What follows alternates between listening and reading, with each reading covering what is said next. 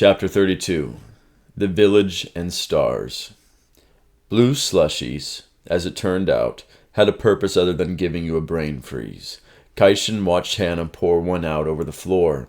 He jumped and sank into the blue puddle, pleasantly surprised that he didn't feel cold. The trip was quick, over before Kaishin could even begin trying to understand what it meant to travel to a star. Foxes made of sand and living scrolls had forced him to redefine what fantastic meant. And a star, he was certain, was going to test the new definition's limits.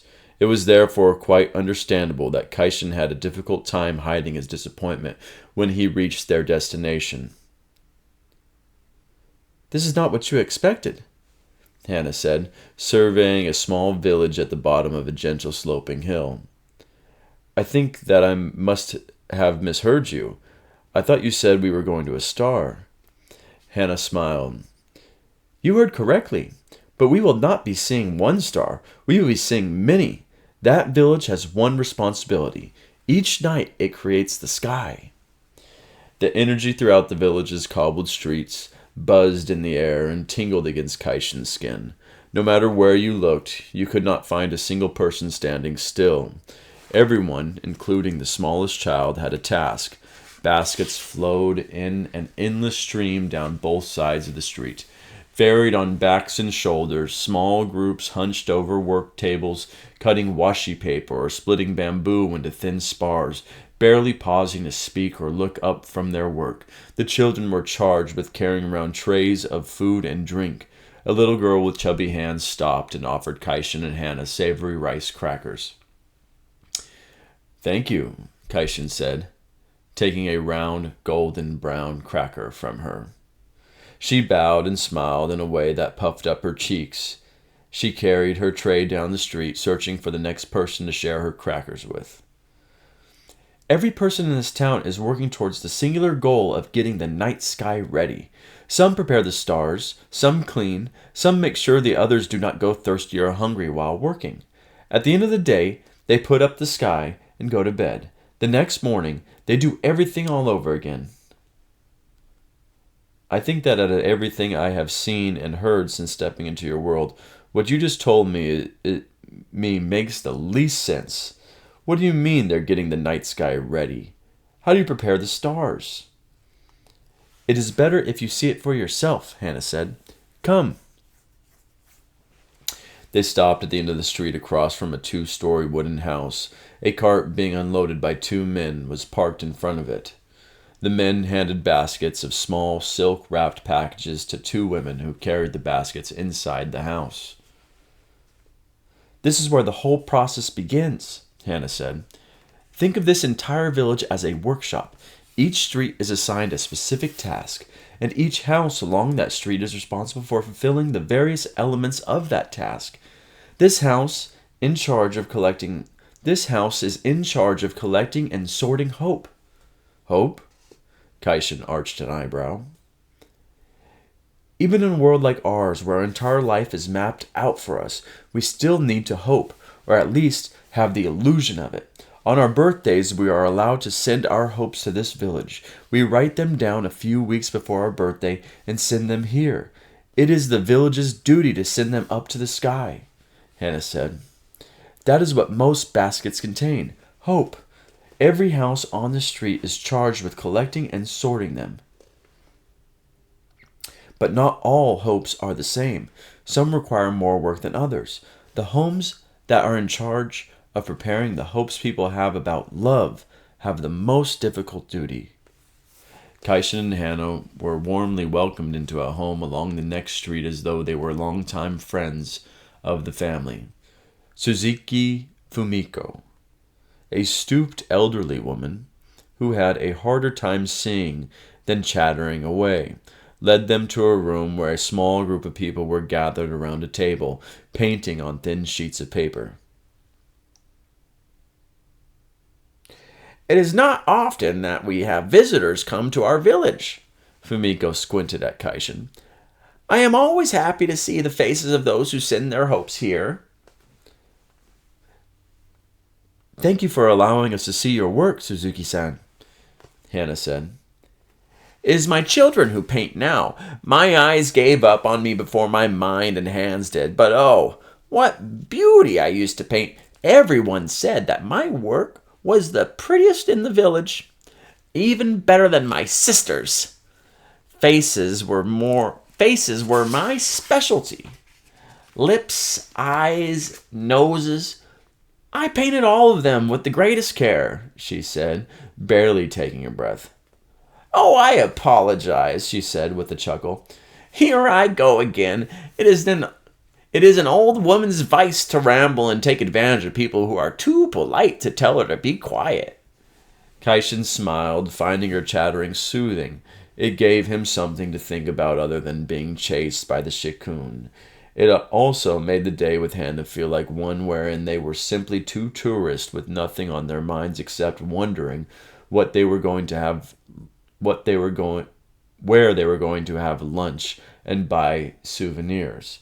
In a way, it was like a date, their second, if he counted the imaginary one they had while writing his song. It even came with all the tiny bubbles that fizzed and popped in your stomach as you stood next to each other, hands close enough to touch. We are happy to listen to whatever you wish to tell us. Fumiko beamed. I like you. You remind me of my father. He stopped whatever he was doing, no matter how busy he was, to listen to my stories about insects I had found or a rock that I thought was pretty. He made me feel that they were the most interesting things in the world. His face and the other old treasures I keep in here and are the only things I see clearly now. She tapped the side of her head with a crooked finger. But I do not have any cause to complain. My family has had the privilege of painting every hope our world has ever had about love. They say that hopes about children are the most colorful, hopes about health the brightest, hopes about happiness the prettiest, and hopes about love the most difficult to paint. And they are right. It is very challenging to capture all the shades love has with pigment, but we do our best. And I have enough memory of all the hope I have painted in my lifetime to fill the largest museum. There is nothing more I need to see. Trust my children to carry on our family's duty. She pointed to the farthest side of the table. Mikio is my eldest son and a gifted illustrator.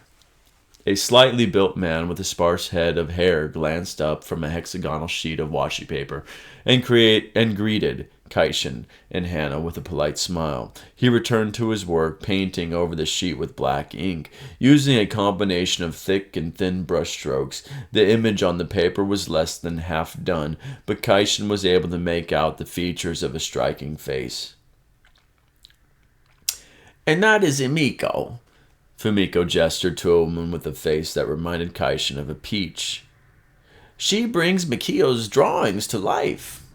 Emiko looked up from her corner of the table and nodded shyly. She dipped her brush into a small clay pot, tapped it lightly on the pot's rim, and colored in the delicate blush on a woman's face. From where he stood, Kaishin could almost feel the warmth radiating from the painted cheek. Will you be staying to see the stars tonight? Fumiko said. It will be quite a sight. I have lived in this village all my life, and yet every night feels new. We do not know what our plans are yet, Hannah said. But thank you for sharing your work with us. Everything is so beautiful. Every hope deserves to sparkle in the sky, Fumiko smiled, deepening the lines around her eyes. She patted Hannah's hand. Even for just one night. Even for just one night.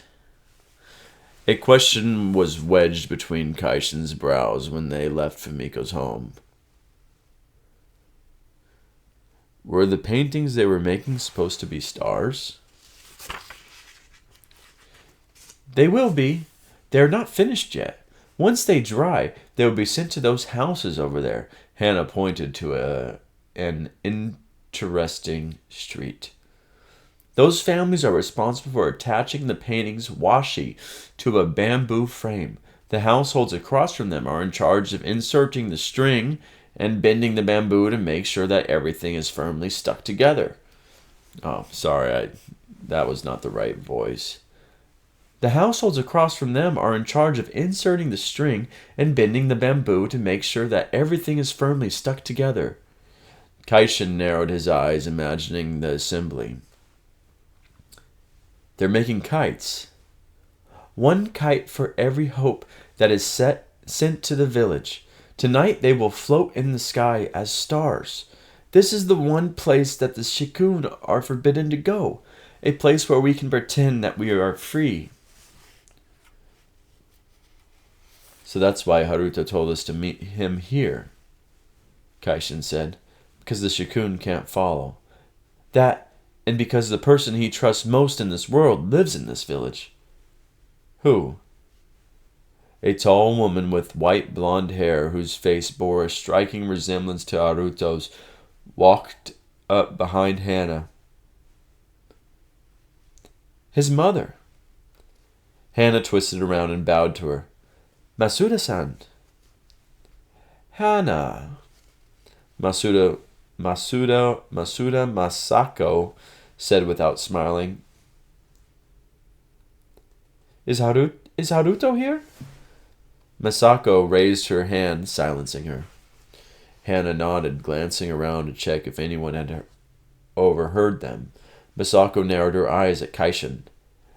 Outsider, she hissed beneath her breath.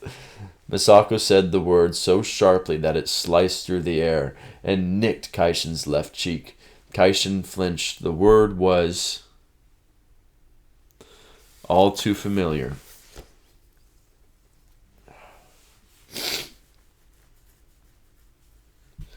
It was how he felt about himself no matter where he was. It may as well have been his name.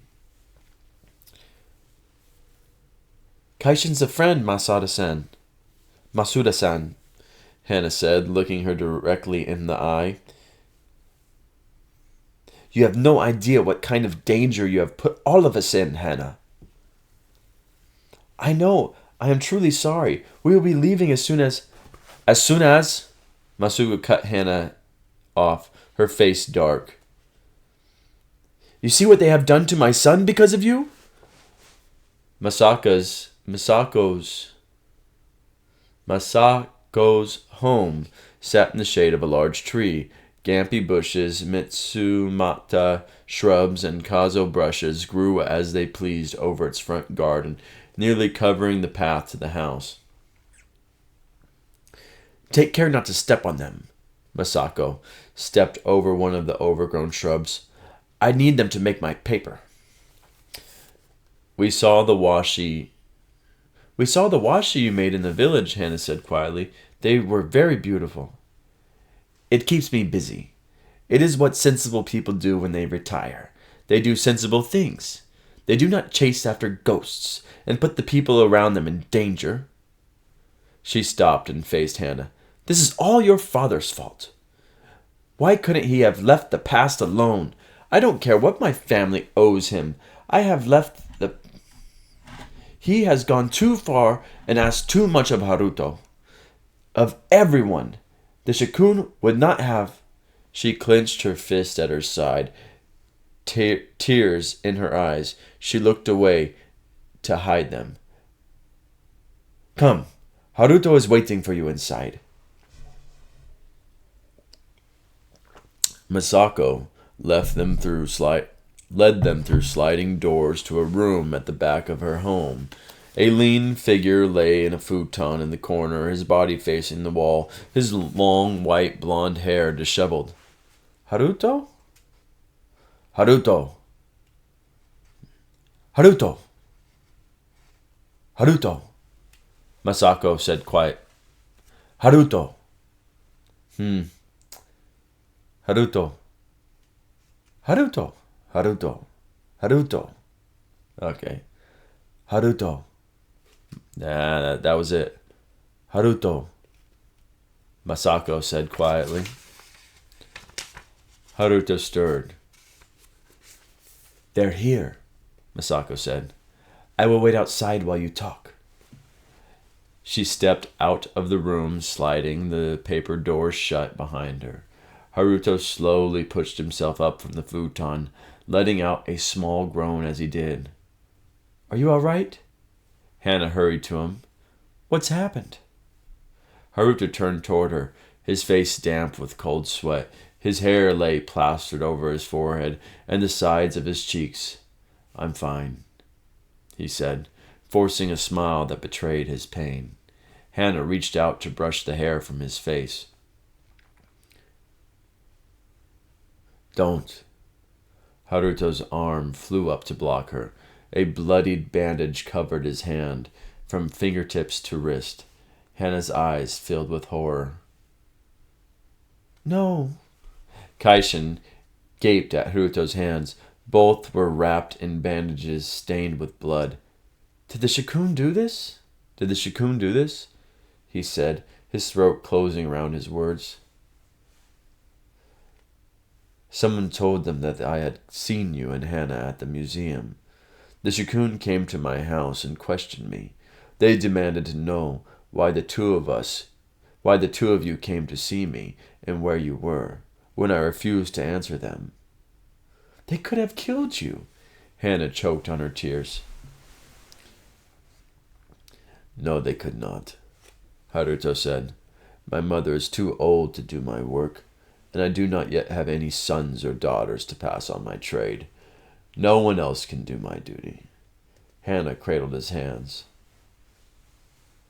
And so they did worse. I wanted them to. It was the only way. What are you talking about? It was the only way to do what? If the Shikun did not hurt me, if they did not do something terrible to force me to talk, they would not have believed the lie I told them. What lie? Hana said. That you believed your father had found a way to cross over safely into the other world, and that you were trying to find a way to follow him. I told them that you were looking for something from the museum exhibits that could help you cross. I confessed that I had assisted you by taking some of the hours from the exhibit and giving them to you so that you would have more time to search for your father before fading away.